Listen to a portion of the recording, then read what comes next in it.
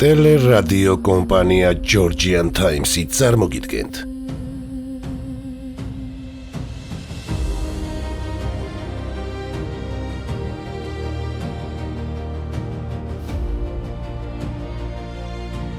სოფლიო ისტორიის გაკვეთილები.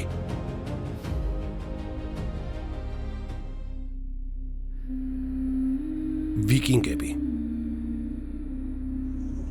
ქრისტეფორე კოლუმბამდე 5 საუკუნით ადრე, როდესაც ევროპული ცივილიზაცია ჯერ კიდევ გაურბოდა ღია ოკეანეს, ჩრდილოეთ მეზღვაურები უკვე აღწევდნენ ამერიკის სანაპიროებს.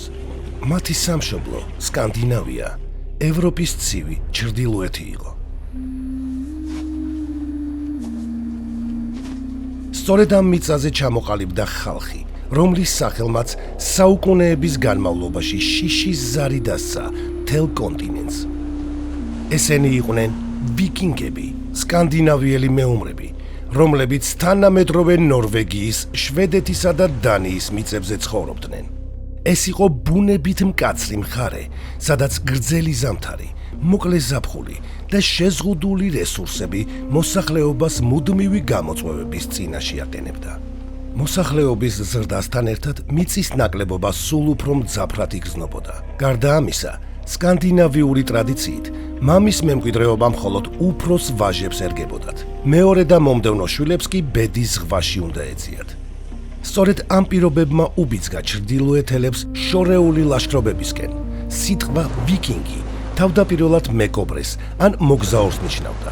საინტერესოა, რომ სხვადასხვა ხალხი მათ სხვადასხვა სახელს არქმევდა. ანგლო-საქსებისთვის ისინი წარმართები იყვნენ, ფრანკებისთვის ნორმანები, ბიზანტიელები კი მათ ვარანგებს უწოდებდნენ. ეს უკანასკნელი სიტყვა ფიცს უკავშირდებოდა, რადგან ვიკინგებს ერთგულების ფიცის დადების განსაკუთრებული ტრადიცია ჰქონდათ.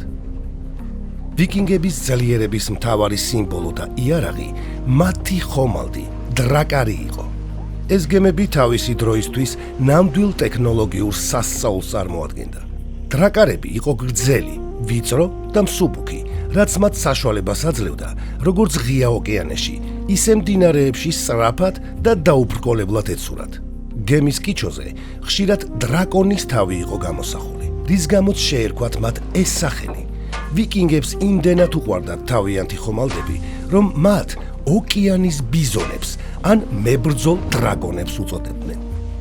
საომარი გემების გარდა მათ ჰქონდათ სატვირთო ხომალდებიც, რომლებითაც ოჯახები გადაჰყავდათ ახალ მიწებზე დასასახლებლად. სწორედ ასეთი გემებით მიაღწიეს შორეულ მიწებს და ჩამოაყალიბეს სკანდინავიელთა კოლონიები ისლანდიასა და გრენლანდიაში. ხოლო ზოგიერთი ისტორიული წყარო მიუთითებს, რომ ისინი ქრისტეფორე კოლუმბამდე საუკუნეებით ადრე ჩრდილოეთ ამერიკის სანაპიროებამდეც მივიდნენ.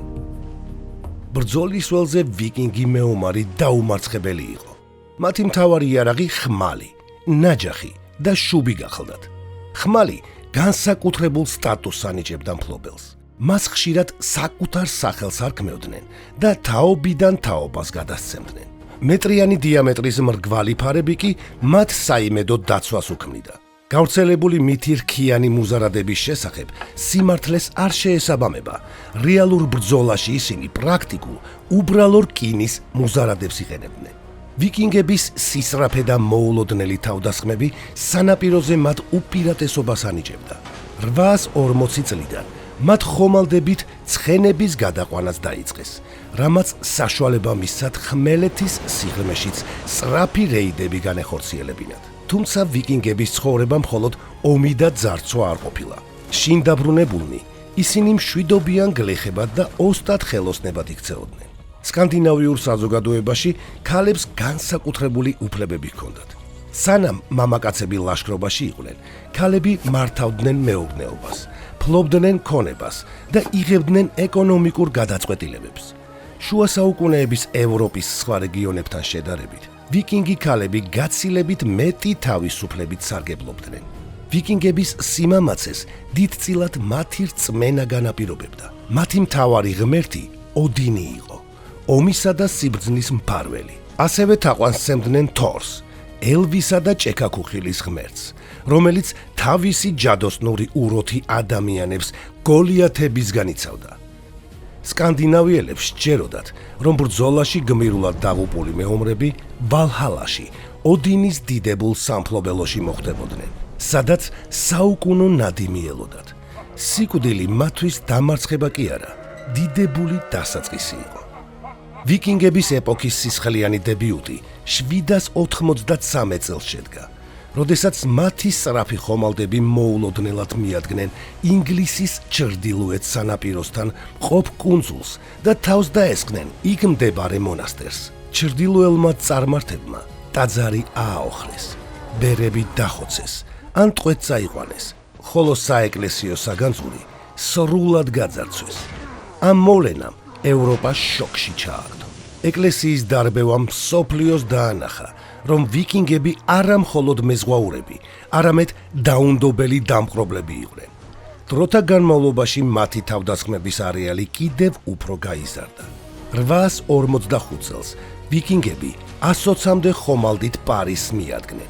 ლეგენდარული რაგნარ ლოდბროკის მეთაურობით მათ ქალაქი აიღეს და მხოლოდ მას შემდეგ დატოვეს, რაც საფრანგეთის მეფემ გამოსასყიდად 7000 ფუნტი ოქრო და ვერცხლი გადაუხადა.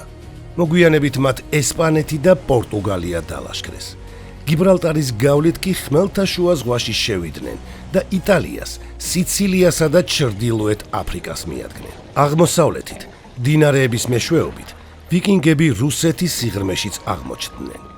მათი სამხედრო უნარების გამო ბევრი მმართველი მათ დაქირავებულ მეომრებად იყენებდა. ყველაზე ცნობილი მაგალითია ბიზანტიის იმპერატორთა ვარანქთა გვარდია, რომელიც ყველაზე ერთგულ და ძლიერ ძალად ითვლებოდა. საინტერესოა, რომ ვიკინგების კვალმა საქართველომდეც მოაღწია.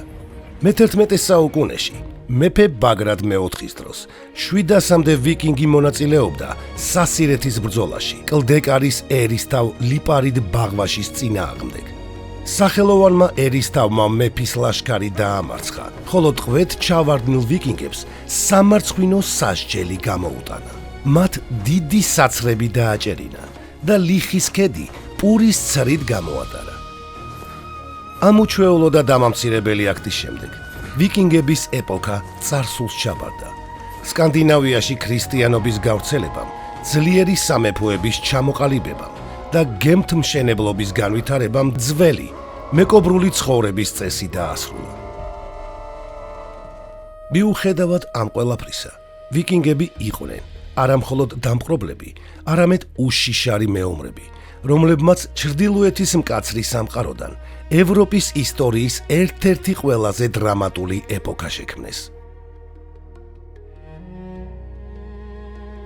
ტელერადიო კომპანია Georgian Times-ი, დოკუმენტური ფილმების სტუდია, გადაცემაზე მუშაობდნენ დამდგმელი რეჟისორი, პროდიუსერი, იდეის ავტორი მალხაზ გულაშვილი, სცენარის ავტორი, მონტაჟის რეჟისორი, ხმის რეჟისორი მირზა ცხოიძე, გახმოვანება ლაშა მურჯიგნელი.